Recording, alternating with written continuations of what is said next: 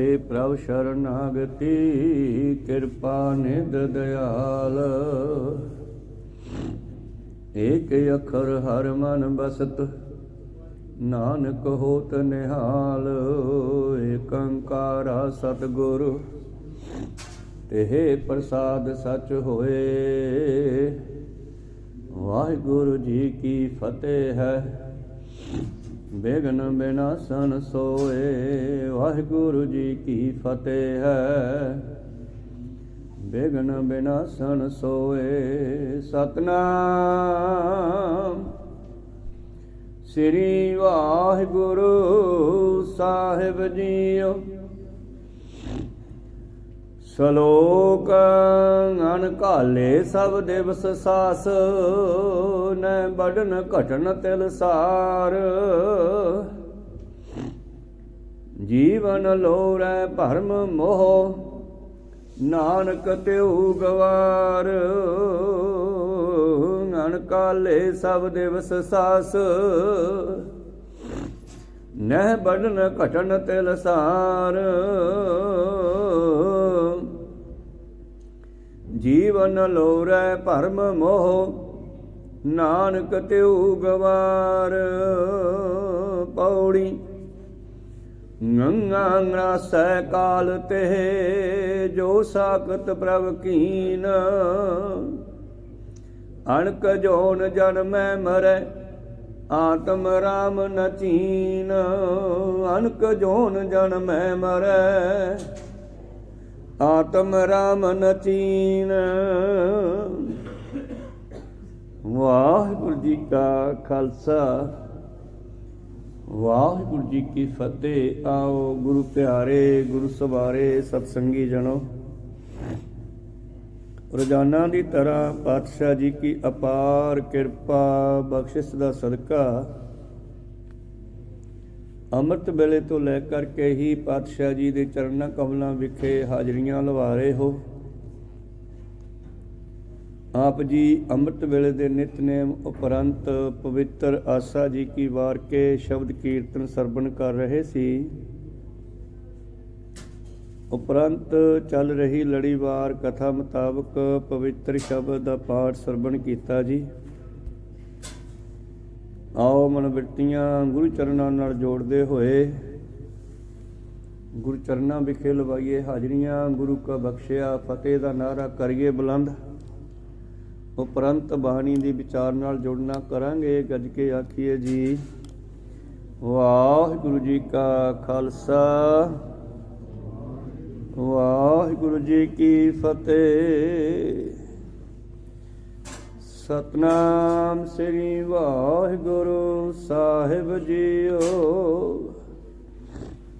ਸਲੋਕ ਅਨਕਾਲੇ ਸਭ ਦਿਵਸ ਸਾਸ ਨੈ ਬੜਨ ਘਟਨ ਤਿਲ ਸਾਰ। ਜੀਵਨ ਲੋਰੈ ਭਰਮ ਮੋਹ ਨਾਨਕ ਤਿਉ ਗਵਾਰ। ਇਹ ਪਵਿੱਤਰ ਬਚਨ ਪੰਜਵੇਂ ਪਾਤਸ਼ਾਹ ਸ਼ਹੀਦਾਂ ਦੇ ਸਰਤਾਜ ਸਤਿਗੁਰੂ ਧੰਨ ਧੰਨ ਸ੍ਰੀ ਗੁਰੂ ਅਰਜਨ ਦੇਵ ਮਹਾਰਾਜ ਜੀ ਦੇ ਉਚਾਰਨ ਕੀਤੇ ਪਵਿੱਤਰ ਬਾਣੀ 52 ਅੱਖਰੀ ਵਿੱਚ ਅੱਖਰਾਂ ਦੇ ਰਾਹੀਂ ਗਿਆਨ ਦਿੰਦੇ ਹੋਏ ਪਾਤਸ਼ਾਹ ਜੀ ਨੇ ਨੰਗੇ ਸ਼ਬਦ ਉੱਪਰ ਨੰਗੇ ਅੱਖਰ ਉੱਪਰ ਇਹ ਸ਼ਬਦ ਉਚਾਰੇ ਹੈ। ਔਰ ਇਸ ਸ਼ਲੋਕ ਅਤੇ ਪੌੜੀ ਰਾਹੀਂ ਪਾਤਸ਼ਾਹ ਕੀ ਬਖਸ਼ਿਸ਼ ਕਰਦੇ ਨੇ ਕਿ ਬੰਦਿਆ ਜਿਹੜੇ ਤੈਨੂੰ ਸਵਾਸ ਦਿੱਤੇ ਗਏ ਹਨ ਉਹ ਗਿਣ ਕੇ ਪਾਏ ਹੋਏ ਆ ਪਰਮੇਸ਼ਰ ਵੱਲੋਂ। ਆਪਾਂ ਤਾਂ ਮੋਟਾ ਜਿਹਾ ਅੰਦਾਜ਼ਾ ਲਾਉਣੇ ਆ ਵੀ ਇੰਨੇ ਸਾਲ ਦੇ ਹੋ ਗਏ, ਇੰਨੇ ਸਾਲ ਸਾਡਾ ਜ਼ਿੰਦਗੀ ਟੱਪ ਚੁੱਕੀ ਹੈ, ਇੰਨੇ ਸਾਲਾਂ ਦੇ ਹੋ ਗਏ, ਪਰ ਬਾਕੀ ਤਾਂ ਪਤਾ ਨਹੀਂ ਕਿੰਨੇ ਰਹਿ ਗਏ ਨਾ। ਔਰ ਬੰਦਾ ਸੋਚਦਾ ਹੈ, ਵੱਡੀਆਂ ਵੱਡੀਆਂ ਆਸਾਂ ਰੱਖਦਾ ਹੈ, ਗਹਿਰੀ ਕਰਕੇ ਨੀਂਵ ਖੁਦਾਈ ਉੱਪਰ ਮੰਡਪ ਛਾਏ। ਡੂੰਘੀਆਂ ਨਿਉਆਂ ਦੇ ਵਿੱਚ ਬੇਅੰਤ ਲੋਹਾ ਸਰੀਆ ਪਾ ਕੇ ਸੋਚਦਾ ਹੈ ਕਿ ਮੈਂ ਲੰਮਾ ਸਮਾਂ ਰਹਿਣਾ, ਕਿਤੇ ਬਿਲਡਿੰਗ ਡਿੱਗ ਨਾ ਪਵੇ। ਬੜੀਆਂ ਤਕੜੀਆਂ ਬੁਨਿਆਦਾਂ ਰੱਖਦਾ ਪਰ ਖੁਦ ਹੀ ਕੋਈ ਬੁਨਿਆਦ ਨਹੀਂ। ਪਤਾ ਨਹੀਂ ਕੱਲ੍ਹ ਨੂੰ ਹੀ ਮਰ ਜੇ ਤੇ ਬਿਲਡਿੰਗ ਪੂਰੀ ਨਾ ਹੋਵੇ। ਹਜੇ इस करके प्रीतम जी कहने भलिया तैनूं परमेश्वर ने यह नहीं दसिया कि तेरी जिंदगी किन्नी है, पर यह याद रखी कि जिन्नी उन्हें दिती है उदों एक सवास भी वध नहीं मिलना। पर बंदा जिहड़ा मोह ममता विच, चाहे वह मोह बच्चियां दा है, चाहे संपत्ति दा है, चाहे कोठियां कारां दा गड्डियां दा है, चाहे गुरु प्यारिओ जमीनां दा जायदादां दा है, इस मोह दे विच ही भरम रहा है, भुलेखे विच पिया भटक रहा है और इनू ये नहीं पता कि मेरा किन्ना समा बाकी है। यही कह सकते हैं भी अज का दिन चढ़िया वेखिया पल नूं चढ़े कि ना चढ़े। दिन की गल तो बड़ी दूर है, सानू घरे पहुँचण का नहीं पता कि पहुँचीए कि ना पहुँचीए। रस्ते विच कोई भी घटना घट सकती है, घरे पहुँचते हैं। इस करके बाबा जी सानू ज्ञान देंदे आ, भलिया बंदिया अपने आप की खोज कर लै। तू कौन है, कित्थों आया है, जिथों आया उत्थे किवें जावेगा। जे किसी मनुख नूं रस्ते ते जांदे होए नूं पुछीए बई तू रस्ते ते चल रहा है ते जाना कित्थे है, जे वो अगों कहे यार मैनू तो पता नहीं मैं कित्थे जाना है, तो फिर आपां उहनूं की कहांगे, मूर्ख है फिर तुरिया जाना तू, जो तैनूं तेरी मंजिल दा ही नहीं पता गा। जिस बंदे नूं अपनी मंजिल दा ही नहीं पता कि मैं जाना कित्थे, वो तुर काहदे वास्ते रहा है। चलो ओहदी तां फिर भी कोई ना कोई मंजिल उहने मिथी होऊगी। असीं जिन्ने धर्म दे कारज करदे हां, धार्मिक स्थानां ते मत्थे टेकदे हां, तीर्थां ते नहाउण जाने हां, दान पुण्य करदे हां, ये सारे दा मकसद की है? सानू ये भी नहीं पता भी असीं ये काहदे वास्ते करी जाने। वो करी जाने आ चंगा हुंदा है, कह दिंदे लोग चंगा हुंदा करी चलो, चंगे काम करना कोई माड़ी गल नहीं, पर घट्टो घट्ट ये तां पता भी ये चंगा काम जिहड़ा करदे आ इहदा फल की लेना चाहुंदे आ। इस करके मनुख भरम दे विच पिया होया भटक रहा है, जिवें कोई आशा दे विच वजिया होया, आशा तृष्णा दे विच वजिया होया। गुरु प्यारिओ बड़ी जोड़ जप कर रहे हैं, पर समा जदों आउंदा है उदों समझ नहीं आउंदी, जोड़िया जाड़िया इत्थे ही रह जांदा है। पिछे आपां पढ़िया सीगा, गणमिन देखो मनै माहे, सर पर चलनो लोग, ये लोहे ते लकीर है कि दुनिया छड्ड जानी है। पर फिर भी एक भगत नामदेव जी कहते, गहरी करके नीव खुदाई, ऊपर मंडप छाए, मार कंडे ते कोध घाई, जिन त्रिंतर मूंड बुलाए। और मार कंडा ऋषि होया, उन्होंने पता सीगा उन्हां समयां च बंदे दी उम्र लख साल दी मिथी सी। अजकल बंदे दी उम्र 100 साल दी मिथी हुई है। कोई भजन बंदगी करने वाला भावें 100 तो 10-12 उपर चलिया जाता है।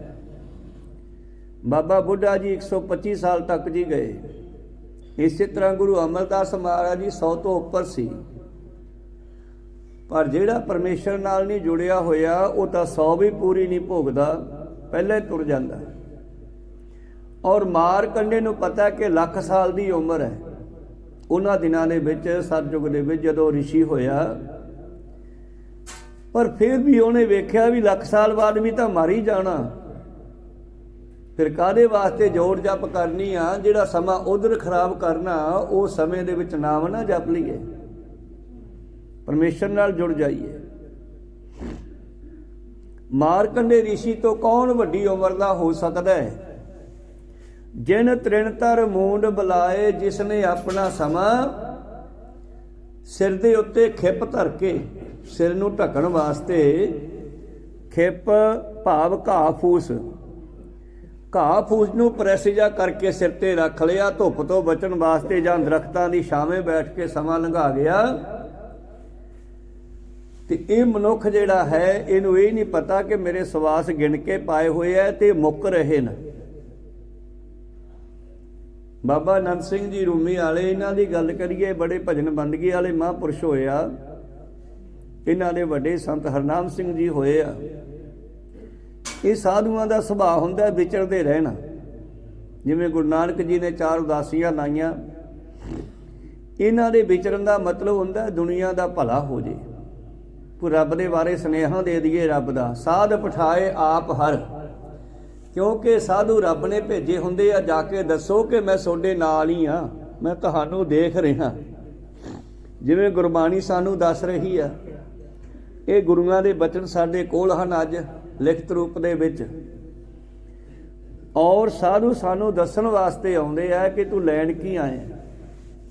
ਗਣ ਘਾਲੇ ਸਭ ਦਿਵਸ ਸਾਸ ਨੈ ਵੱਢਣ ਘਟਣ ਤਿਲ ਸਾਰ, ਜੀਵਨ ਲੋਰੈ ਭਰਮ ਮੋਹ। ਭੁਲੇਖੇ ਵਿੱਚ ਪਿਆ ਹੋਇਆ ਬੰਦਾ ਮੋਹ ਮਮਤਾ ਕਰਕੇ ਕਹਿੰਦਾ ਮੈਂ ਲੰਮਾ ਸਮਾਂ ਰਹਾ, ਮੈਂ ਮਰਾਂ ਨਾ ਕਦੇ। ਜੀਵਨ ਲੋਰੈ ਭਰਮ ਮੋਹ, ਨਾਨਕ ਤਿਉ ਗਵਾਰ। ਤੇ ਉਹਨਾਂ ਨੂੰ ਪਾਤਸ਼ਾਹ ਕਹਿੰਦੇ ਮੂਰਖ ਹੈ ਇਹ, ਮਰਨਾ ਸੱਚ ਹੈ, ਜਿਉਣਾ ਝੂਠ ਹੈ। ਇਹ ਮੂਰਖ ਹੈ, ਕਹਿੰਦਾ ਮੈਂ ਸਦਾ ਰਹਾਂਗਾ। ਤੇ ਗਹਿਰੀ ਕਰਕੇ ਨੀਵ ਖਦਾਈ, ਉੱਪਰ ਮੰਡਪ ਛਾਏ, ਮਾਰ ਕੰਡੇ ਤੇ ਕੋ ਅਧਿਕਾਈ। ਜਿਨ ਤ੍ਰਿਣ ਧਰ ਮੂੰਡ ਬੁਲਾਏ, ਹਮਰੋ ਕਰਤਾ ਰਾਮ ਸਨੇਹੀ। ਸਾਡਾ ਮਾਲਕ ਉਹ ਪਰਮੇਸ਼ਰ ਹੈ, ਉਹਦੇ ਨਾਲ ਸਨੇਹ ਕਰੋ, ਪਿਆਰ ਕਰੋ। ਕਾਹੇ ਨਿਰ ਗਰਭ ਕਰਤ ਹੋ, ਬਿਨਸ ਜਾਏ ਝੂਠੀ ਦੇਹੀ। ਹੈ ਮਨੁੱਖ ਤੂੰ ਕਾਹਦਾ ਹੰਕਾਰ ਕਰਦਾ, ਇਹ ਦੇਹੀ ਖਤਮ ਹੋਣ ਵਾਲੀ ਆ। ਮੇਰੀ ਮੇਰੀ ਕੈਰੋਂ ਕਰਤੇ, ਜਿਨ੍ਹਾਂ ਕੌਰਵਾਂ ਨੇ ਪਾਂਡਵਾਂ ਦਾ ਰਾਜ ਨੱਪ ਲਿਆ। ਕ੍ਰਿਸ਼ਨ ਜੀ ਨੇ ਬੜਾ ਸਮਝਾਇਆ ਵੀ ਇਹਨਾਂ ਦਾ ਹੱਕ ਇਹਨਾਂ ਨੂੰ ਦੇ ਦਿਓ, ਤੁਸੀਂ ਆਪ ਦਾ ਹੱਕ ਖਾਓ, ਕਿਸੇ ਦਾ ਨਾ ਨੱਪੋ। ਕਹਿੰਦੇ ਨਾ, ਅਸੀਂ ਤਾਂ ਸੂਈ ਦੇ ਨੱਕੇ ਜਿੰਨਾ ਥਾਂ ਨਹੀਂ ਦਿੰਦੇ। ਅੱਜ ਵੀ ਲੜਾਈਆਂ ਇਹਨਾਂ ਗੱਲਾਂ ਦੀਆਂ ਹੀ ਨਾ, ਜੋਰੂ ਜਰ ਜ਼ਮੀਨ, ਜਾਂ ਜੋਰੂ ਇਸਤਰੀ ਪਿੱਛੇ, ਜਾਂ ਜਰ ਮਾਇਆ ਸੰਪਤੀ ਪਿੱਛੇ, ਤੇ ਜਾਂ ਫਿਰ ਜ਼ਮੀਨ ਪਿੱਛੇ ਲੜਾਈਆਂ ਹੁੰਦੀਆਂ ਲੋਕਾਂ ਦੀਆਂ। ਤਾਂ ਗੁਰੂ ਪਿਆਰਿਓ ਪਾਤਸ਼ਾਹ ਜੀ ਕਹਿੰਦੇ ਇਹ ਮਨੁੱਖ ਮੇਰੀ ਮੇਰੀ ਕੈਰੋਂ ਕਰਤੇ ਦੁਰਜੋਧਨ। ਸੈ ਭਾਈ, ਸੱਸੇ ਦਰਾਈਆਂ ਸੈ, ਮਤਲਬ 100 ਭਰਾ ਸੀ ਇਹ। ਦੁਰਜੋਧਨ ਵਰਗੇ 100 ਭਰਾ ਸੀ, ਪਰ ਕਿਸੇ ਦਾ ਹੱਕ ਨੱਪਣ ਕਰਕੇ ਭੰਦ ਦੇ ਭਾਣੇ ਮਰ ਗਏ। ਕੋਈ ਦੀਵਾ ਜਗਾਉਣ ਵਾਲਾ ਨਹੀਂ ਬਚਿਆ ਉਹਨਾਂ ਦੇ ਘਰ 'ਚ। ਮੇਰੀ ਮੇਰੀ ਕੈਰੋਂ ਕਰਤੇ ਦੁਰਜੋਧਨ ਸੇ ਭਾਈ, 12 योजन छत्र चले था। 12 योजन 12 चौके 48, मतलब दिल्ली ਦੇ ਸੈਂਟਰ ਤੋਂ ਲੈ ਕੇ 4 ਛਪੇਰੇ 50-50 ਕੋਹ ਤੱਕ ਇਹਨਾਂ ਦਾ ਰਾਜ ਸੀਗਾ। 12 योजन छत्र ਚੱਲਿਆ ਥਾ ਦੇਹੀ, ਤੇ ਸਰੀਰ ਇਹਨਾਂ ਦੇ ਰੁਲ ਗਏ। ਦੁਨੀਆ ਦੇ ਵਿੱਚ ਕੋਈ ਸੰਭਾਲਣ ਵਾਲਾ ਨਹੀਂ ਬਚਿਆ, ਕੋਈ ਸੰਸਕਾਰ ਕਰਨ ਵਾਲਾ ਨਹੀਂ ਬਚਿਆ ਉਹਨਾਂ ਦਾ। ਦੇਹੀ ਗਿਰਜਨ ਖਾਈ, ਜਾਨਵਰਾਂ ਨੇ ਉਹਨਾਂ ਦੀ ਬੇਅਦਬੀ ਕੀਤੀ, ਖਾਧੀ ਜਾਂ ਨਾ ਖਾਧੀ।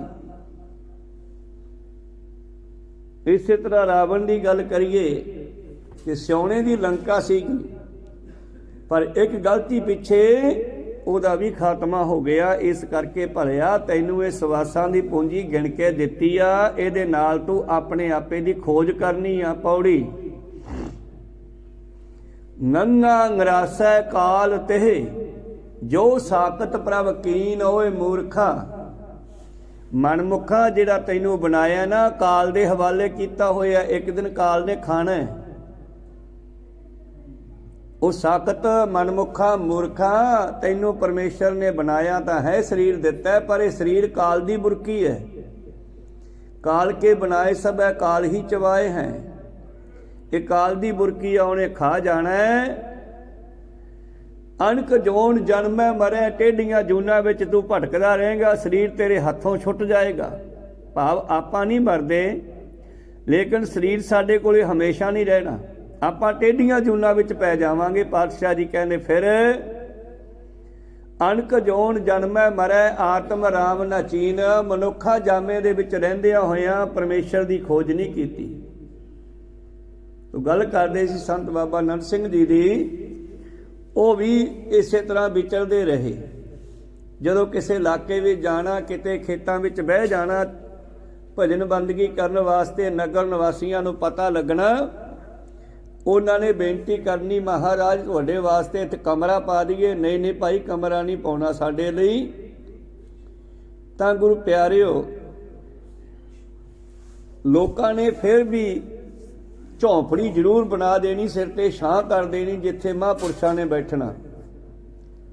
ਤੇ ਜਾਂਦੇ ਹੋਏ ਜਦੋਂ ਅਗਲੇ ਇਲਾਕੇ ਨੂੰ ਜਾਂਦੇ ਤੇ ਉਹ ਝੌਂਪੜੀ ਨੂੰ ਅੱਗ ਲਾ ਜਾਂਦੇ, ਖਤਮ ਕਰ ਜਾਂਦੇ, ਢਾਹ ਜਾਂਦੇ ਉਹ ਝੌਂਪੜੀ ਨੂੰ। ਇਹਦੇ ਪਿੱਛੇ ਕੀ ਕਾਰਨ ਸੀਗਾ? ਉਹ ਕਿਤੇ ਮਨ ਇਹੀ ਨਾ ਕਹੀ ਜਾਵੇ ਆਪਣੀ ਝੌਂਪੜੀ ਇੱਕ ਫਲਾਣੇ ਪਿੰਡ ਹੈ, ਇੱਕ ਫਲਾਣੇ ਪਿੰਡ ਹੈ, ਝੌਂਪੜੀਆਂ 'ਚ ਹੀ ਤੁਰਿਆ ਫਿਰੇ। ਕਹੋ ਸਤਨਾਮ, ਉਹਨੂੰ ਢਾਹ ਹੀ ਜਾਂਦੇ, ਖਤਮ ਹੀ ਕਰ ਜਾਂਦੇ। ਇਸ ਕਰਕੇ ਚਲੋ ਆਪਾਂ ਢਾਉਣੇ ਤਾਂ ਕੀ ਆ, ਮਕਾਨ ਜਿਹੜੇ ਬਣੇ ਆ ਇਹ ਸਰਾਵਾਂ ਹਨ, ਇਹਨਾਂ ਵਿੱਚ ਚਲੋ ਅਗਲੀਆਂ ਪੀੜ੍ਹੀਆਂ ਰਹਿੰਦੀਆਂ, ਪਰ ਪੱਕਾ ਕੋਈ ਨਹੀਂ। ਫਰੀਦਾ ਕਿੱਥੇ ਤੈਂਡੇ ਮਾਪਿਆ, ਜਿੰਨੀ ਤੂੰ ਜਨਿਓਏ ਤੈਂ ਪਾਛਾ ਹੋਏ ਲੱਦ ਗਏ, ਤੂੰ ਅਜੇ ਨਾ ਪਤੀਨੋ ਹੈ, ਤੈਨੂੰ ਹਜੇ ਪਰਤਿਆਵਾ ਨਹੀਂ ਆਇਆ, ਭਤੀਜਿਆ ਨਹੀਂ ਬਣਾ। ਤੇਰੇ ਵੱਡੇ ਕਿੱਥੇ ਹੈ ਜਿਹੜਾ ਤੂੰ ਇੱਥੇ ਕਬਜ਼ੇ ਕਰਦਾ ਹੈ? ਆ ਮੇਰਾ ਹੁਕਮ ਚੱਲਦਾ ਹੈ। ਇੱਥੇ ਵੱਡੇ ਵੱਡੇ ਹੁਕਮ ਚਲਾਉਣ ਵਾਲੇ ਤੁਰ ਗਏ। ਇੱਥੇ ਕਿਸੇ ਦਾ ਹੁਕਮ ਪੱਕਾ ਨਹੀਂ, ਇੱਕ ਪਰਮੇਸ਼ਰ ਦਾ ਹੁਕਮ ਚੱਲਦਾ ਹੈ।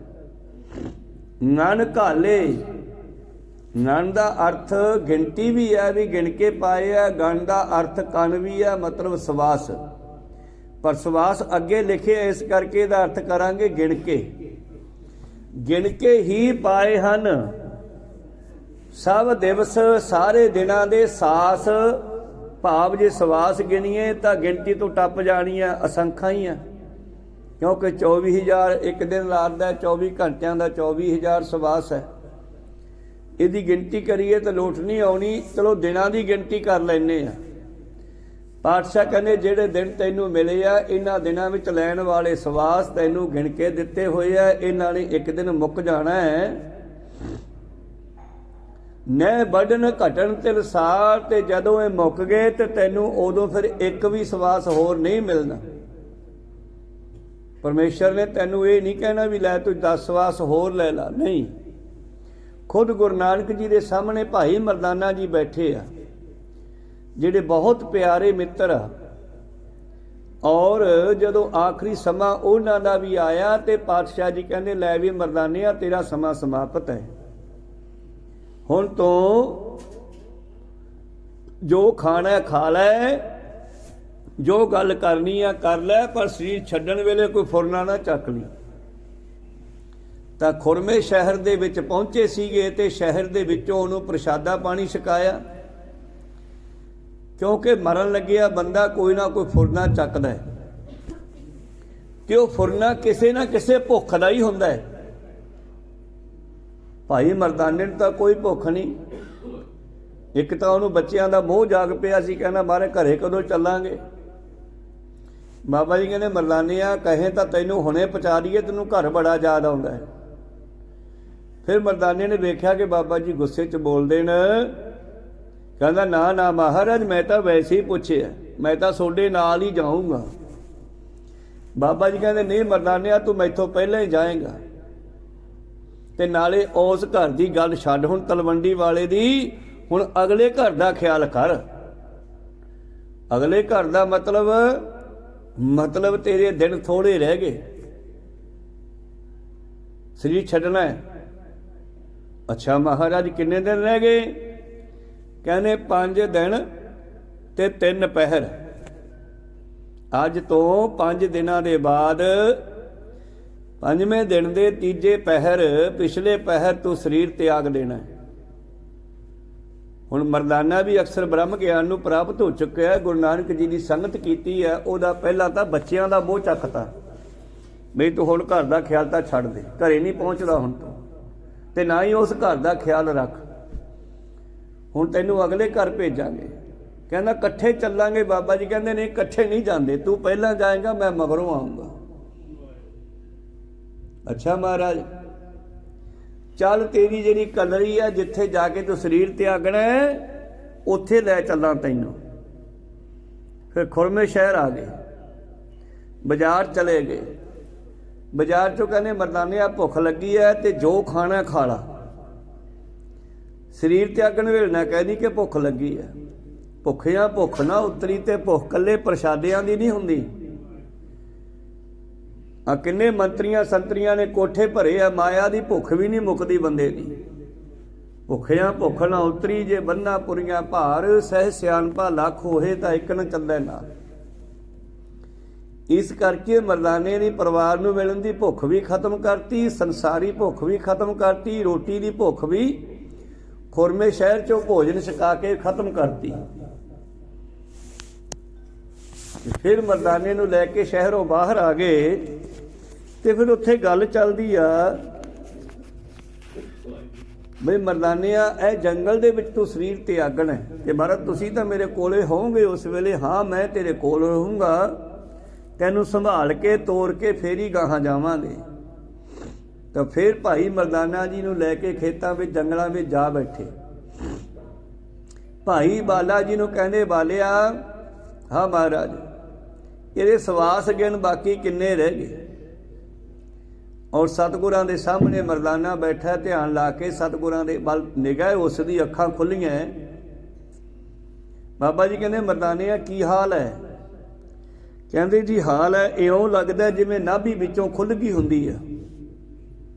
ਜਿਹੜੀ ਗੰਢ ਹੈ ਸਵਾਸਾਂ ਦੀ ਦਿੱਤੀ ਅਸੀਂ ਬਚਪਨ ਵੇਲੇ ਜਵਾਕ ਨੂੰ ਪੈਦਾ ਹੋਣ ਵੇਲੇ, ਉਹ ਗੰਢ ਜਿਹੜੀ ਦਿੱਤੀ ਆ ਨਾਭੀ ਦੀ ਪਰਮੇਸ਼ਰ ਨੇ ਅੰਦਰੋਂ ਦਿੱਤੀ ਹੋਈ ਹੈ, ਉਹ ਖੁੱਲ੍ਹ ਗਈ ਆ ਤੇ ਲੱਗਦਾ 9 ਕੁ ਸਵਾਸ ਬਾਕੀ ਆ। ਭਾਈ ਬਾਲਾ ਜੀ ਨੂੰ ਕਹਿੰਦੇ, ਤੁਸੀਂ ਇਹਨਾਂ ਦੇ ਸਵਾਸ ਗਿਣੋ। ਬਾਲਾ ਜੀ ਸਵਾਸ ਦੇਖਣ ਲੱਗੇ, ਬਾਬਾ ਜੀ ਨੇ ਗੱਲ ਚਲਾ ਲਈ। ਕਹਿੰਦੇ, ਮਰਦਾਨਿਆ, ਸਰੀਰ ਛੱਡਣ ਤੋਂ ਬਾਅਦ ਤੇਰੇ ਸਰੀਰ ਦਾ ਕੀ ਕਰੀਏ ਅਸੀਂ? ਕੀ ਤੇਰੇ ਸਰੀਰ ਦਾ ਦਫਨਾ ਦਈਏ, ਕਬਰ ਬਣਾ ਦਈਏ? ਤੂੰ ਮੁਸਲਮਾਨ ਹੈ।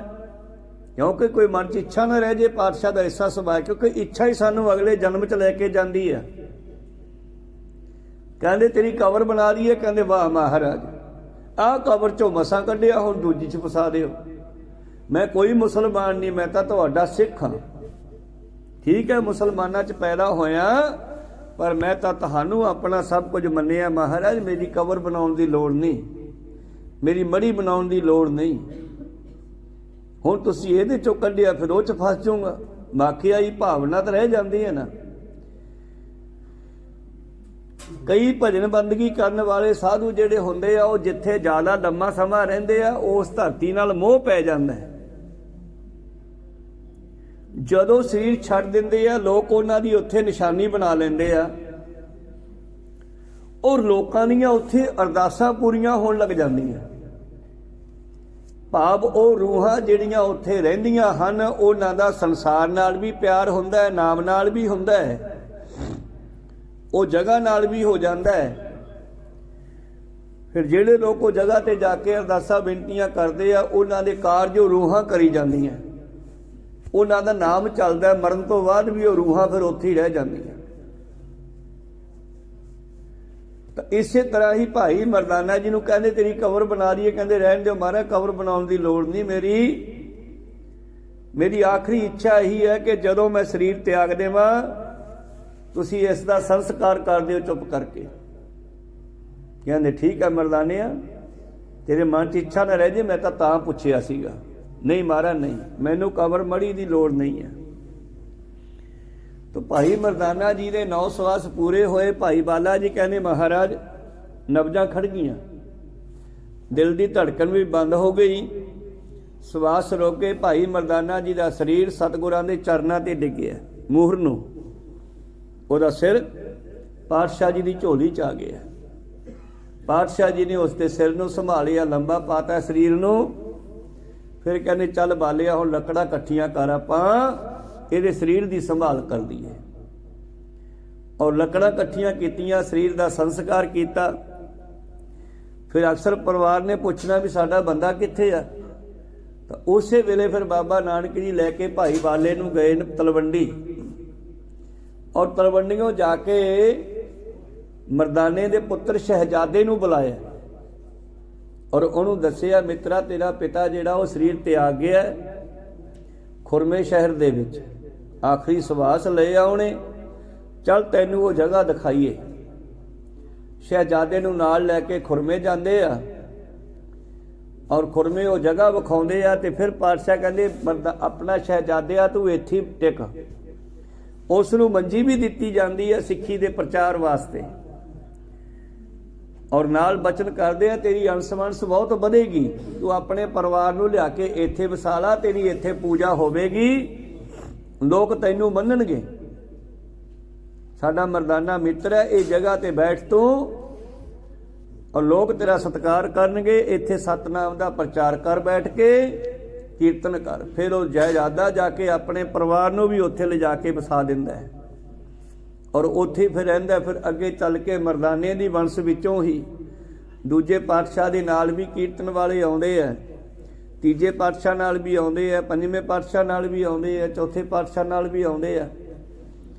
ਤੋ ਇਸ ਤਰ੍ਹਾਂ ਮਰਦਾਨੇ ਦੀ ਵੰਸ਼ ਅੱਜ ਵੀ ਚੱਲ ਰਹੀ ਹੈ। ਭਾਈ ਲਾਲ ਜੀ ਕਰਕੇ ਪਿੱਛੇ ਜੇ ਕੀਰਤਨੀਏ ਹਰਿਮੰਦਰ ਸਾਹਿਬ ਆਏ ਸੀ ਕੀਰਤਨ ਕਰਨ, ਮਰਦਾਨਾ ਜੀ ਦੀ ਵੰਸ਼ ਵਿੱਚੋਂ ਭਾਈ ਲਾਲ ਜੀ ਉਹ ਆਪਣੇ ਸਾਥੀਆਂ ਨੂੰ ਲੈ ਕੇ ਹਰਿਮੰਦਰ ਸਾਹਿਬ ਹਾਜ਼ਰੀ ਭਰ ਕੇ ਗਏ ਆ। ਕਾਫੀ ਸਮਾਂ ਹੋਇਆ, ਅੱਜ ਵੀ ਚੱਲ ਰਹੀ ਹੈ ਉਹਨਾਂ ਦੀ ਵੰਸ਼। ਬਾਬੇ ਨਾਨਕ ਦੇ ਬਚਨ ਹੈ, ਸਾਧ ਜੇ ਬੋਲੇ ਸਹਿ ਸੁਭਾਏ, ਸਾਧ ਕਾ ਬੋਲਿਆ ਬਿਰਥਾ ਨਾ ਜਾਏ। ਪਰ ਸਾਡਾ ਜਿਹੜਾ ਸਰੀਰ ਸਾਨੂੰ ਮਿਲਿਆ ਇਹ ਸਦਾ ਨਹੀਂ ਰਹਿਣਾ, ਭਾਵੇਂ ਕਿ ਉਹ ਰੂਹਾਂ ਅਮਰ ਹੈ, ਦੁਨੀਆ ਵਿੱਚ ਸਾਰੀ ਦੁਨੀਆ ਉਹਨਾਂ ਨੂੰ ਜਾਣਦੀ ਹੈ।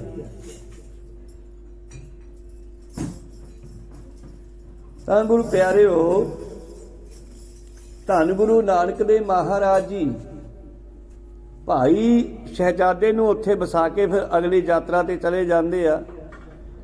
ਪਰ ਯਾਦ ਰੱਖਿਓ ਕਿ ਕਿਸੇ ਨੇ ਵੀ ਸਦਾ ਨਹੀਂ ਰਹਿਣਾ। ਬ੍ਰਹਮ ਗਿਆਨੀਆਂ ਨੇ ਤਾਂ ਉਹਦਾ ਭਾਣਾ ਮੰਨ ਕੇ ਸਰੀਰ ਤਿਆਗਤਾ, ਤਿਆਗਿਆ ਉਹਨਾਂ ਨੇ ਵੀ, ਛੱਡਿਆ ਉਹਨਾਂ ਨੇ ਵੀ। ਜਿਸ ਵੇਲੇ ਧੰਨ ਗੁਰੂ ਗੋਬਿੰਦ ਸਿੰਘ ਮਹਾਰਾਜ ਜੀ ਉੱਪਰ ਗੁਰੂ ਪਿਆਰਿਓ ਦੋ ਮੁਸਲਮਾਨ ਭਰਾ ਖੰਜਰ ਨਾਲ ਵਾਰ ਕਰਦੇ ਆ ਔਰ ਪਾਤਸ਼ਾਹ ਜੀ ਦੇ ਖੰਜਰ ਦਾ ਵਾਰ ਕਰਦੇ ਆ, ਦੋ ਜਣੇ ਸੀਗੇ। ਔਰ ਵਾਰ ਕਰਨ ਤੋਂ ਬਾਅਦ ਜਦੋਂ ਭੱਜਣ ਲੱਗਦੇ ਆ ਪਾਤਸ਼ਾਹ ਜੀ ਦੇ ਕੋਲ, ਸ੍ਰੀ ਸਾਹਿਬ ਆਪਣੇ ਸਰੀਰ ਦੇ ਨਾਲ ਛਾਤੀ ਦੇ ਨਾਲ ਲਾ ਕੇ ਰੱਖੀ ਹੈ ਲੰਬੀ ਕਰਕੇ, ਜਾਂ ਸ਼ਸਤਰ ਪਿਆ ਕੋਲ ਪਾਤਸ਼ਾਹ ਜੀ ਦੇ, ਸ਼ਸਤਰ ਉਠਾਇਆ, ਖੱਬੇ ਹੱਥ ਨਾਲ ਘੁਮਾ ਕੇ ਮਾਰਿਆ ਔਰ ਜਿਹਨੇ ਵਾਰ ਕੀਤਾ ਉਸ ਦਾ ਵੀ ਸੋਧਾ ਲਾ ਦਿੱਤਾ। ਇਸ ਤਰ੍ਹਾਂ ਦੂਜਾ ਭੱਜਣ ਲੱਗਿਆ, ਉਹਨੂੰ ਸਿੰਘਾਂ ਨੇ ਫੜ ਕੇ ਮਾਰ ਦਿੱਤਾ। ਤਾਂ ਇਸ ਤਰ੍ਹਾਂ ਗੁਰੂ ਪਿਆਰਿਓ ਸਿੱਖਾਂ ਨੇ ਕਿਹਾ ਮਹਾਰਾਜ ਆ ਕੀ ਹੋ ਗਿਆ? ਕਹਿੰਦੇ ਸਮਾਂ ਆ ਗਿਆ, ਸਾਡਾ ਵੀ ਜਾਣ ਦਾ ਕੋਈ ਬਹਾਨਾ ਤਾਂ ਬਣਨਾ ਹੀ ਸੀ ਨਾ, ਕੋ ਸਤਨਾਮ ਸੀ। ਖੁਦ ਕ੍ਰਿਸ਼ਨ ਦੇ ਵੀ ਜਾਂ ਤੀਰ ਮਾਰਿਆ ਇੱਕ ਸ਼ਿਕਾਰੀ ਨੇ, ਇਹ ਉਹੀ ਸ਼ਿਕਾਰੀ ਹੈ ਜਿਹਨੂੰ ਕਿਸੇ ਵੇਲੇ ਰਾਮਚੰਦਰ ਨੇ ਮਾਰਿਆ ਸੀਗਾ ਔਰ ਉਹ ਬਦਲਾ ਕਹਿੰਦੇ ਕ੍ਰਿਸ਼ਨ ਦੇ ਜਾਮੇ ਵਿੱਚ ਚੁਕਾ ਦਿੱਤਾ ਹੈ। ਸ਼ਿਕਾਰੀ ਨੇ ਤੀਰ ਮਾਰਿਆ, ਸ਼ਿਕਾਰੀ ਨੇ ਤਾਂ ਇਸ ਕਰਕੇ ਮਾਰਿਆ ਕਿ ਸ਼ਾਇਦ ਕੋਈ ਮਿਰਗ ਬੈਠਾ ਹੈ, ਪੈਰ ਦੇ ਵਿੱਚ ਪਦਮ ਚਮਕਦਾ ਸੀ, ਅੱਖ ਸਮਝ ਕੇ ਤੀਰ ਮਾਰਿਆ। ਪਰ ਕੋਲ ਗਿਆ ਤਾਂ ਕ੍ਰਿਸ਼ਨ ਪੈਰ ਨੂੰ ਪੁਸਲੂਸੀ ਜਾਂਦੇ ਆ। ਸ਼ਿਕਾਰੀ ਕਹਿੰਦਾ ਜੀ ਇਹ ਕੀ ਹੋ ਗਿਆ? ਕਹਿੰਦੇ ਲੈਣੇ ਦੇਣੇ ਆ, ਆਪਣਾ ਹਿਸਾਬ ਕਿਤਾਬ ਸੀਗਾ ਪੁਰਾਣਾ ਪੂਰਾ ਹੋ ਗਿਆ ਆਪਣਾ ਵੀ, ਮੈਂ ਵੀ ਜਾਣਾ ਹੈਗਾ, ਕਿਉਂਕਿ ਰਿਸ਼ੀਆਂ ਨੇ ਕਿਹਾ ਹੈ ਤੁਹਾਡੀ ਕੁਲ ਨੂੰ ਖਤਮ ਕਰਨ ਵਾਲਾ ਇਹ ਚੋਂ ਪੈਦਾ ਹੋਵੇਗਾ। ਫਿਰ ਮੈਂ ਵੀ ਤਾਂ ਜਾਦਵਾਂ ਦੀ ਕੁਲ 'ਚ ਹੀ ਆਉਣਾ ਨਾ। ਉਹ ਤੀਰ ਜਿਸ ਬਾਟੇ ਨੂੰ ਘਸਾ ਕੇ ਸਰ ਲੋਹਾ ਪਾਊਡਰ ਕਰਤਾ ਸੀਗਾ, ਪਰ ਇੰਨਾ ਕੁ ਬਚ ਗਿਆ ਸੀਗਾ। ਉਹ ਸਰ ਦੇ ਨਾਲ ਉੱਥੇ ਜਸ਼ਨ ਕੀਤਾ ਜਾਦਵਾਂ ਨੇ ਆਪਣੀ ਜਮਨਾ ਦੇ ਕਿਨਾਰੇ ਤੇ। ਉਹ ਸਰ ਦੇ ਨਾਲ ਸਾਰੇ ਜਾਦਵ ਮਾਰੇ ਗਏ, ਕ੍ਰਿਸ਼ਨ ਕੱਲਾ ਬਚਿਆ ਸੀ ਤੇ ਕ੍ਰਿਸ਼ਨ ਉਸ ਬਚੇ ਹੋਏ ਪੀਸ ਦੀ ਮੁਖੀ ਨਾਲ ਮਾਰੇ ਗਏ। ਕੋ ਸਤਨਾਮ ਸੀ ਜਿਹਦਾ ਕਿ ਰਗੜਿਆ ਨਹੀਂ ਗਿਆ। ਇਹ ਕਹਾਣੀ ਲੰਬੀ ਹੈ। ਇਸੇ ਤਰ੍ਹਾਂ ਗੁਰੂ ਸਾਹਿਬ ਨੂੰ ਸਿੱਖਾਂ ਨੇ ਕਿਹਾ ਮਰ ਗਏ ਕੀ ਹੋ ਗਿਆ? ਬਾਦਸ਼ਾਹ ਕਹਿੰਦੇ ਕੋਈ ਗੱਲ ਨਹੀਂ, ਇਹ ਸਾਡੇ ਜਾਣ ਦਾ ਬਹਾਨਾ ਹੈ। ਬਹਾਦਰ ਸ਼ਾਹ ਨੂੰ ਪਤਾ ਲੱਗਿਆ ਪਿਛਲੇ ਦਿਨੀ ਗੁਰੂ ਸਾਹਿਬ ਜੀ ਦਾ ਅਲੋਪ ਹੋਣ ਦਾ ਦਿਨ ਮਨਾਇਆ ਸਿੱਖ ਸੰਗਤਾਂ ਨੇ। ਬਾਦਸ਼ਾਹ ਗਏ ਕਿਤੇ ਨਹੀਂ, ਅਲੋਪ ਹੀ ਹੋਏ, ਸਰੀਰ ਤਿਆਗਿਆ ਨਹੀਂ ਉਹਨਾਂ ਨੇ। ਗ੍ਰੰਥ ਸਾਹਿਬ ਨੂੰ ਗੱਦੀ ਦੇਣ ਤੋਂ ਬਾਅਦ ਓਲੇ ਹੋਏ ਆ ਸਾਡੀਆਂ ਅੱਖਾਂ ਤੋਂ ਔਰ ਗੁਰਬਾਣੀ ਨੂੰ ਹੀ ਸਾਡਾ ਗੁਰੂ ਬਣਾਉਣ ਵਾਸਤੇ ਸਤਿਗੁਰਾਂ ਨੇ ਫਿਰ ਆਪਣੇ ਆਪ ਨੂੰ ਅਲੋਪ ਕੀਤਾ। ਬਹਾਨਾ ਬਣਿਆ। ਭਾਵੇਂ ਬਹਾਦਰ ਸ਼ਾਹ ਨੇ ਜਿਹੜਾ ਭੇਜਤਾ ਜਾ ਕਰਕੇ ਉਹਨਾਂ ਦੇ ਜ਼ਖਮ ਸਿਉਂਤੇ ਜਾਣ, तो वैद ने आके जराह ने आके जख्म सिउण दिता है।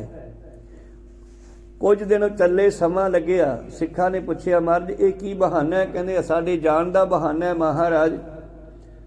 ਸਾਡਾ ਕੌਣ ਹੈ? ਅਸੀਂ ਤਾਂ ਪੰਜਾਬੋਂ ਚੱਲੇ ਤੁਹਾਡੇ ਦਰਸ਼ਨਾਂ ਦੇ ਪਿਆਸੇ ਤੁਹਾਡੇ ਨਾਲ ਨਾਲ ਆ ਰਹੇ ਹਾਂ। ਹੁਣ ਅਸੀਂ ਕੀ ਕਰਾਂਗੇ?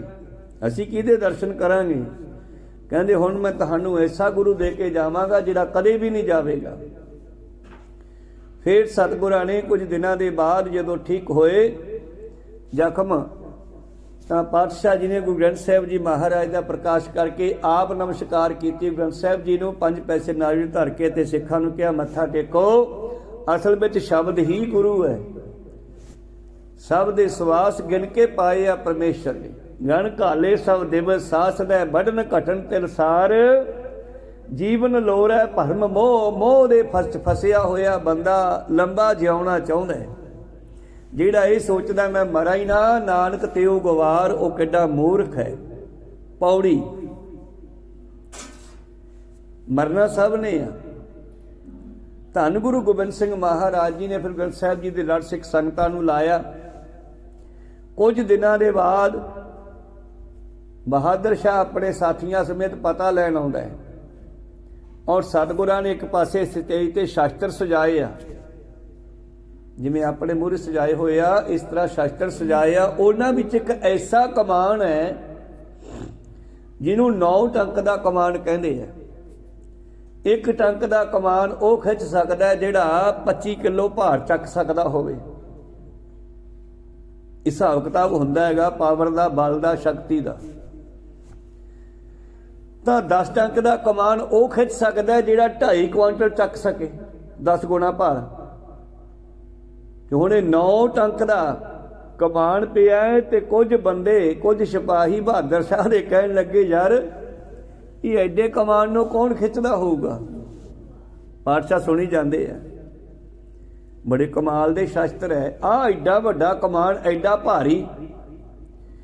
ਟੰਕ ਦਾ ਹਿਸਾਬ ਹੁੰਦਾ ਫੱਟੀ ਦੀ ਮੋਟਾਈ, ਬਾਂਸ ਦੀ ਫੱਟੀ ਦੀ ਮੋਟਾਈ। ਜਿੰਨੀ ਜ਼ਿਆਦਾ ਮੋਟੀ ਬਾਂਸ ਹੁੰਦਾ ਜਾਵੇਗਾ ਉਹਨਾਂ ਖਿੱਚਣ ਵਿੱਚ ਤਾਕਤ ਵੱਧ ਲੱਗੂਗੀ, ਜ਼ੋਰ ਵੱਧ ਲੱਗੂਗਾ। ਤਾਂ ਉਹ 9 ਟੰਕ ਦਾ ਖਿੱਚਦੇ ਸੀ 10ਵੇਂ ਪਾਤਸ਼ਾਹ। ਇੰਨਾ ਬਲ ਸੀ ਉਹਨਾਂ ਦੇ ਵਿੱਚ ਜਿਵੇਂ ਕੋਈ 2.5 ਕੁਆਂਟਲ ਦਾ ਵੇਟ ਚੱਕ ਲਵੇ। ਤੇ ਜਦੋਂ ਉਹਨਾਂ ਨੇ ਗੱਲ ਕੀਤੀ, ਕਹਿੰਦੇ ਯਾਰ ਵੱਡਿਆਂ ਘਰਿਆਂ ਦੀਆਂ ਵੱਡੀਆਂ ਗੱਲਾਂ, ਇਹ ਤਾਂ ਵੈਸੇ ਹੀ ਵਿਖਾਵਾ ਰੱਖਿਆ ਹੋਣਾ, ਵੱਡੇ ਵੱਡੇ ਕਮਾਨ ਬਣਾ ਕੇ। ਪਾਤਸ਼ਾਹ ਨੇ ਸੁਣ ਲਿਆ, ਕਹਿੰਦੇ ਵਿਖਾਵਾ ਨਹੀਂ ਹੈਗਾ, ਇਹ ਚਲਾਉਣ ਵਾਲੇ ਆ। ਅੱਛਾ ਮਹਾਰਾਜ, ਕਿਉਂ, ਤੁਹਾਨੂੰ ਕਿਵੇਂ ਲੱਗਦਾ? ਅਸੀਂ ਤਾਂ ਕਿਤੇ ਵੈਸੇ ਹੀ ਦਰਸ਼ਨੀ ਤੀਰ ਕਮਾਏ ਬਣਾਏ ਹੋਣਗੇ ਵੱਡੇ ਵੱਡੇ। ਕਹਿੰਦੇ ਨਹੀਂ, ਲਿਓ ਚਲਾ ਕੇ ਵਿਖਾਈਏ। ਔਰ ਸਤਿਗੁਰਾਂ ਨੇ ਗੁਰੂ ਪਿਆਰਿਓ ਉਹ ਤੀਰ ਕਮਾਨ ਚੱਕੇ ਔਰ ਦੋਹਾਂ ਨੂੰ ਇਕੱਠਿਆਂ ਨੂੰ ਤੰਦੀ ਦੇ ਉੱਤੇ ਤੀਰ ਚੜਾ ਲਿਆ। ਇੱਕ 9 ਟੰਕ ਦਾ ਸੀ, 2 18 ਟੰਕ ਦੇ ਹੋ ਗਏ।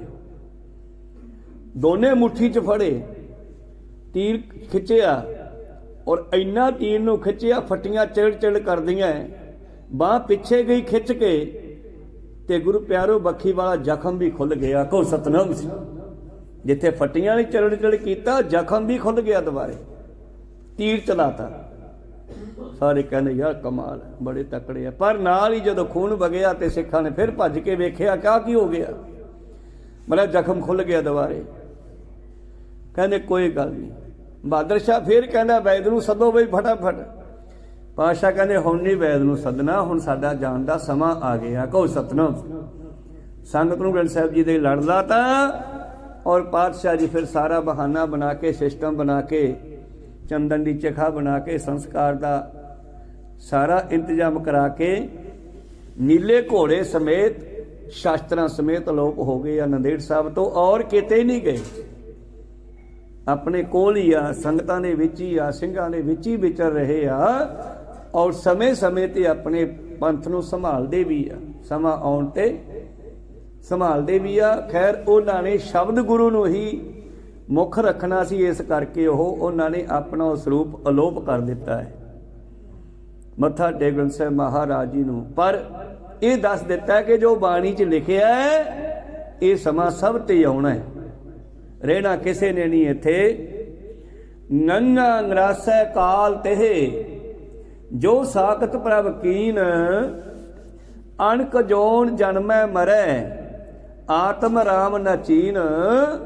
ਜਿਹੜਾ ਬੰਦਾ ਆਪਣੇ ਆਪੇ ਦੀ ਖੋਜ ਨਹੀਂ ਕਰਦਾ ਕਿ ਮੈਂ ਕੌਣ ਆ, ਕਿੱਥੋਂ ਆਇਆ, ਕੀ ਲੈਣ ਆਇਆ, ਮੈਂ ਜਿੱਥੋਂ ਆਇਆ ਉੱਥੇ ਵਾਪਸ ਕਿਵੇਂ ਜਾਵਾਂਗਾ, ਜਿਹੜਾ ਰਹਿੰਦੇ ਸਮੇਂ ਦੇ ਵਿੱਚ ਆਪਣੇ ਮਨੁੱਖਾ ਜਨਮ ਦੇ ਵਿੱਚ ਰਹਿੰਦਿਆਂ ਹੋਇਆਂ ਇਸ ਗੱਲ ਦੀ ਜਾਣਕਾਰੀ ਪ੍ਰਾਪਤ ਨਹੀਂ ਕਰਦਾ, ਉਹ ਜਿਹੋ ਜਿਹਾ ਆਇਆ ਜਿਹੋ ਜਿਹਾ ਨਾ ਆਇਆ, ਆਇਆ ਸਫਲ ਤਾਹੂ ਕੋ ਗਣੀਐ, ਜਾਸ ਰਸਨ ਹਰ ਹਰ ਮੁਖ ਭਣੀਐ।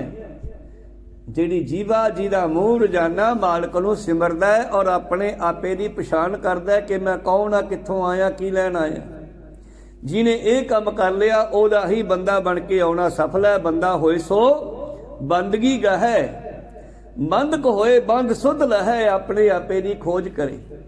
ਧਿਆਨ ਦਿਓ। ਪ੍ਰੀਤਮ ਜੀ ਕਹਿੰਦੇ ਆਤਮ ਰਾਮ ਨਾ ਚੀਨ, ਜਿਹੜੇ ਆਏ ਪਰ ਆਪਣੇ ਆਪ ਦੀ ਖੋਜ ਨਹੀਂ ਕੀਤੀ, ਆਉਣ ਦਾ ਕੀ ਫਾਇਦਾ। ਗਿਆਨ ਧਿਆਨ ਤਾਹੂ ਕੋ ਆਏ, ਪਰ ਅਗਲੇ ਪਾਸੇ ਲਿਖਦੇ ਆ ਸੋਝੀ ਵੀ ਕਿਹੜਾ ਹਰੇਕ ਨੂੰ ਆਉਂਦੀ ਆ।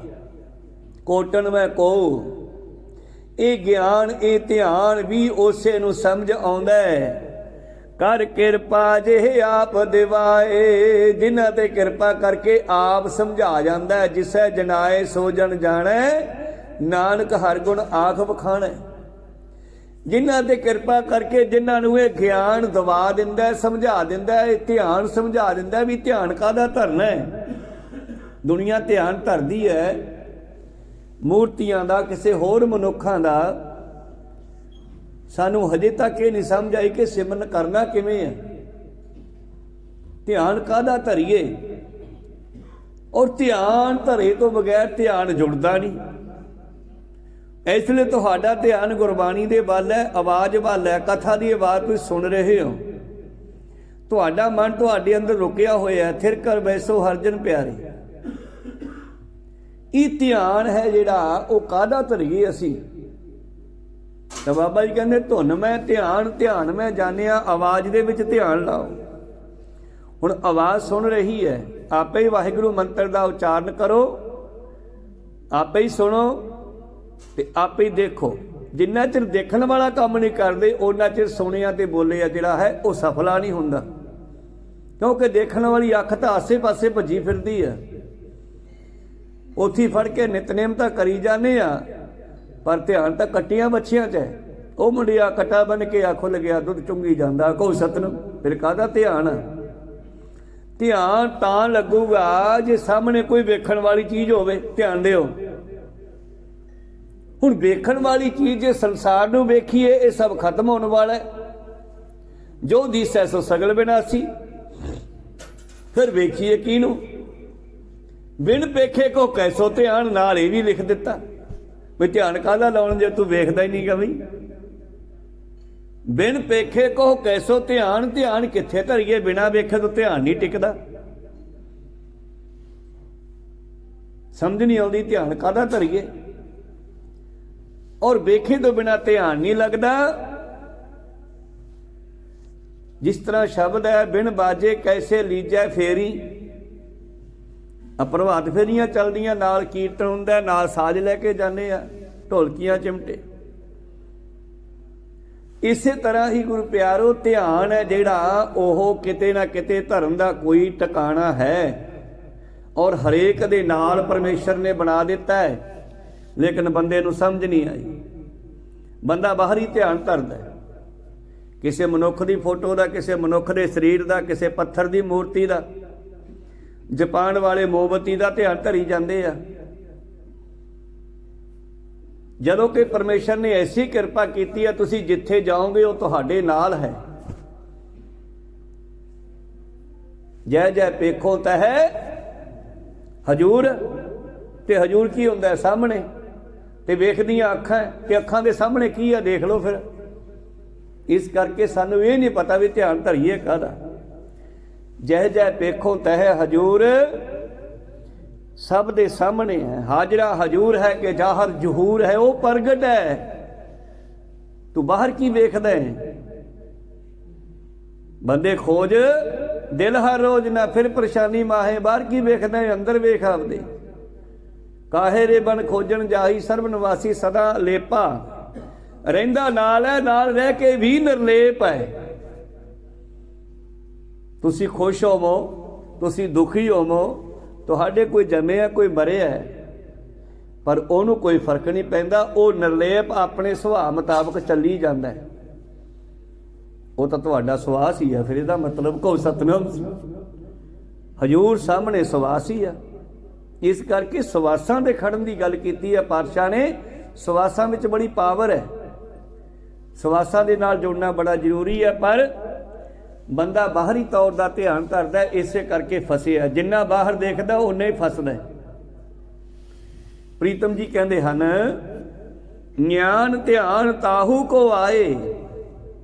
ਇਹ ਗਿਆਨ, ਧਿਆਨ, ਧਿਆਨ ਦਾ ਗਿਆਨ, ਗਿਆਨ ਦਾ ਧਿਆਨ ਦੋਨੇ ਇੱਕ ਦੂਜੇ ਨਾਲ ਹੈ। ਕਿਉਂਕਿ ਧਿਆਨ ਧਰਨ ਵਾਸਤੇ ਗਿਆਨ ਚਾਹੀਦਾ, ਤੇ ਗਿਆਨ ਗੁਰੂ ਸਾਹਿਬ ਨੇ ਸਾਨੂੰ ਬਖਸ਼ਿਸ਼ ਕੀਤਾ ਹੀ ਹੈ ਬਾਣੀ ਦੇ ਵਿੱਚ ਬੇਅੰਤ ਥਾਵਾਂ ਤੇ। ਕੱਕਾ ਕਿਰਨ ਕਮਲ ਮੈਂ ਪਾਵਾ, ਕੱਕੇ ਅੱਖਰ ਰਾਹੀਂ ਗਿਆਨ ਦਿੰਦੇ ਆ। ਇਹਨਾਂ ਕਿਰਨਾਂ ਨੂੰ ਕਮਲ ਦੇ ਵਿੱਚ ਪਾਲਾ ਮੋੜ ਕੇ। ਕਿਹੜੀਆਂ ਕਿਰਨਾਂ? ਕਿਰਨਾਂ ਤਾਂ ਫਿਰ ਅੱਖਾਂ ਦੀ ਲਾਈਟ ਹੀ ਆ, ਹੋਰ ਤਾਂ ਕਿਤੋਂ ਕਿਰਨਾਂ ਨਿਕਲਦੀਆਂ ਨਹੀਂ। ਕਹੋ ਸਤਿਨਾਮ। ਅੱਖਾਂ ਦੀ ਜੋਤ ਹੀ ਆ, ਜਿਹਦੇ ਨਾਲ ਵੇਖਦੇ ਆ। ਤੁਸੀਂ ਮੈਨੂੰ ਵੇਖਦੇ ਹੋ, ਮੈਂ ਤੁਹਾਨੂੰ ਵੇਖਦਾ। ਕਹਿੰਦੇ ਇਹਨਾਂ ਅੱਖਾਂ ਦੀਆਂ ਕਿਰਨਾਂ ਨੂੰ ਮੋੜ ਕੇ ਆਪਣੀ ਅੰਦਰ ਹੀ ਲੈ ਜਾ।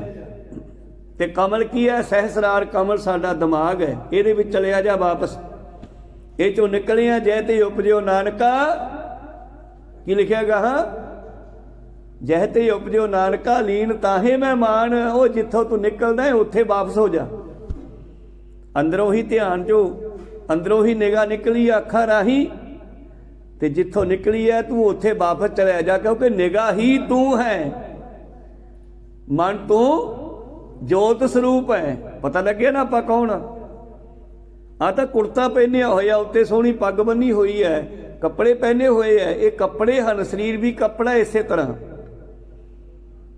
ਪਰ ਆਪਾਂ ਜਿਵੇਂ ਮੈਂ ਤੁਹਾਨੂੰ ਅੱਖਾਂ 'ਚੋਂ ਵੇਖ ਰਿਹਾ, ਤਾਂ ਮੈਂ ਤਾਂ ਵੇਖਣ ਵਾਲਾ, ਤੁਸੀਂ ਮੈਨੂੰ ਵੇਖਣ ਵਾਲੇ ਹੋ। ਕਹੋ ਸਤਿਨਾਮ।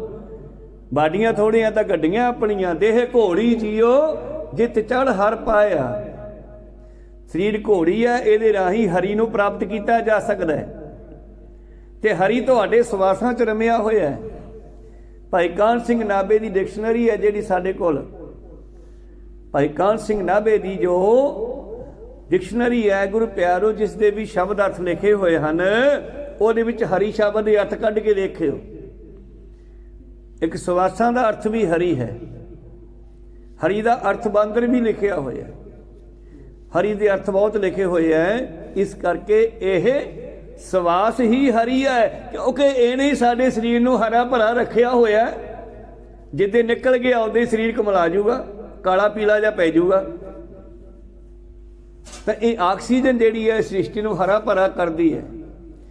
ਅੱਗ ਨੂੰ ਮੱਚਣ ਵਾਸਤੇ ਵੀ ਹਵਾ ਚਾਹੀਦੀ ਹੈ। ਮੋਮਬੱਤੀ ਉੱਤੇ ਗਲਾਸ ਮੁੱਧਾ ਮਾਰ ਦਿਓ, ਨਾਲ ਦੀ ਨਾਲ ਉਹ ਬੁੱਝ ਜਾਂਦੀ ਹੈ। ਅੱਗ ਨੂੰ ਮਚਾਉਣ ਵਾਸਤੇ ਵੀ ਹਵਾ ਚਾਹੀਦੀ ਆ। ਤੁਹਾਨੂੰ ਵੀ ਹਵਾ ਚਾਹੀਦੀ ਆ। ਇਹ ਹਵਾ ਪਰਮੇਸ਼ਰ ਤੋਂ ਪੈਦਾ ਹੋਈ ਆ। ਇਹੋ ਹਰੀ ਹੈ। ਹਰੀ ਇਹਦੇ ਵਿੱਚ ਰਮਿਆ ਹੋਇਆ ਹੈ। ਕੱਕਾ ਕਿਰਨ ਕਮਲ ਮੈਂ ਪਾਵਾ। ਇਹਨਾਂ ਅੱਖਾਂ ਦੀਆਂ ਕਿਰਨਾਂ ਨੂੰ ਮੋੜ ਕੇ ਸਵਾਸਾਂ ਦੇ ਰਾਹੀਂ ਅੰਦਰ ਲੈ ਜਾ। ਸੱਸ ਵਿਗਾਸ, ਚੰਦਰਮਾ ਵਰਗਾ ਖੇੜਾ।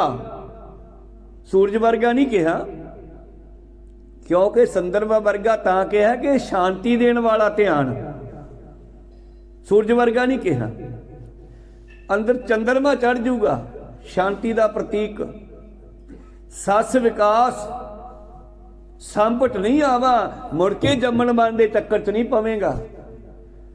ਕੀ ਨਹੀਂ ਲਿਖਿਆ ਬਾਣੀ ਵਿੱਚ? ਬਹੁਤ ਕੁਝ ਲਿਖਿਆ ਹੋਇਆ। ਲੋੜ ਤਾਂ ਖੋਜਣ ਦੀ ਹੈ, ਸਾਨੂੰ ਵਿਚਾਰਨ ਦੀ ਹੈ। ਜੋ ਪ੍ਰਭ ਕੋ ਮਿਲੇ ਉਹ ਚਾਹੇ ਖੋਜ ਸ਼ਬਦ ਮੈਂ ਲੇਹ।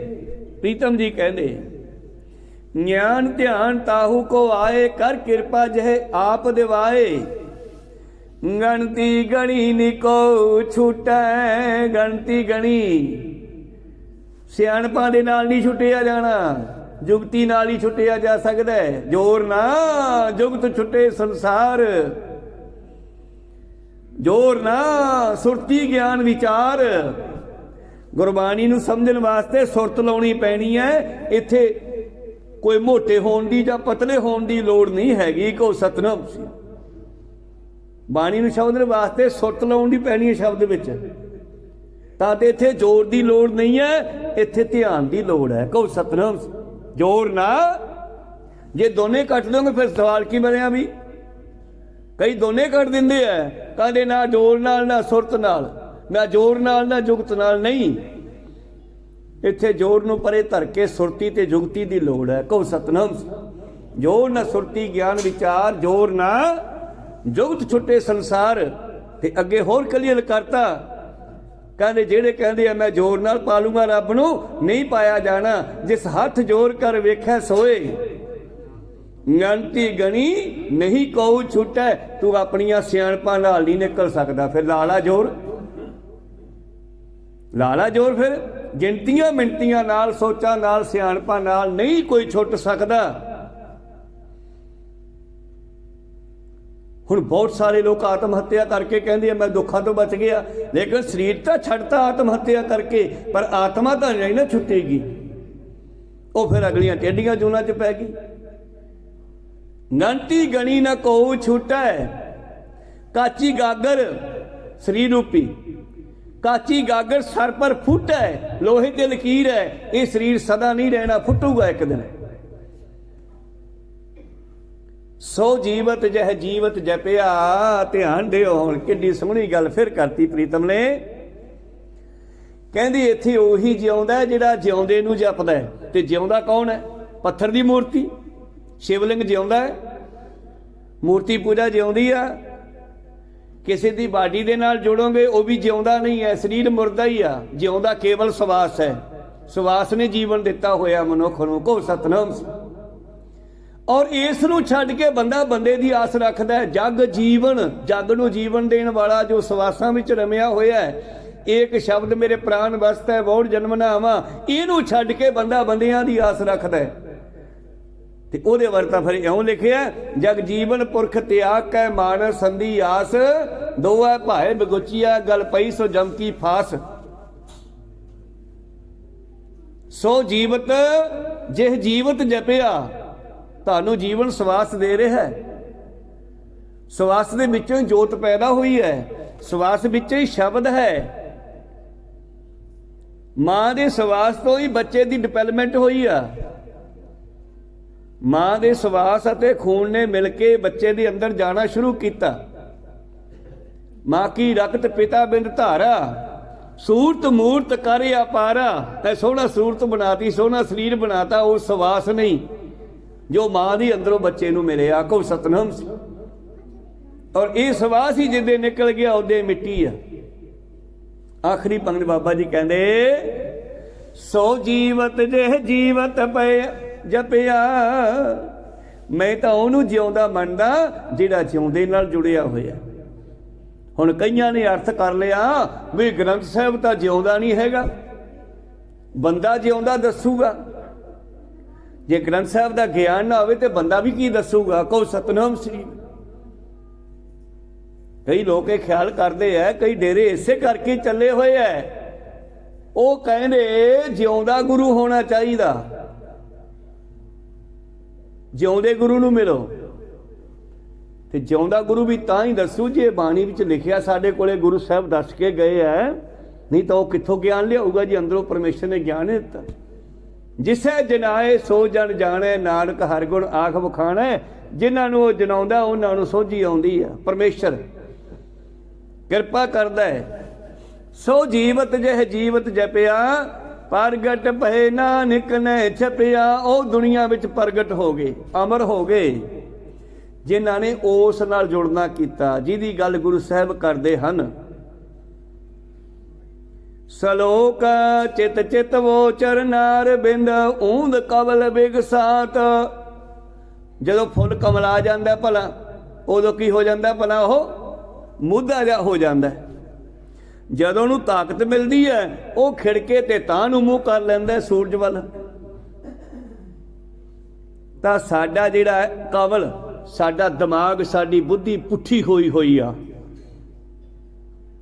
ਇਹ ਬੁੱਧੀ ਦਾ ਫੁੱਲ ਕਮਲ ਕਿਵੇਂ ਵਿਕਸੇਗਾ, ਕਿਵੇਂ ਖਿੜੇਗਾ? ਜਦੋਂ ਚਿੱਤ ਵਿੱਚ ਉਸ ਦੇ ਚਰਨਾਂ ਨਾਲ ਜੁੜਨਾ ਕਰਾਂਗੇ, ਜਿਹਦੀ ਗੱਲ ਗੁਰੂ ਸਾਹਿਬ ਨੇ ਸਾਰੀ ਬਾਣੀ 'ਚ ਕੀਤੀ ਹੈ। ਇਹਦੀ ਸ਼ਬਦ ਦੇ ਵਿਚਾਰ ਆਪਾਂ ਕੱਲ੍ਹ ਨੂੰ ਸਰਵਣ ਕਰਾਂਗੇ। ਇੱਥੇ ਰੋਕਣ ਦੀ ਆਗਿਆ ਬਖਸ਼ੋ।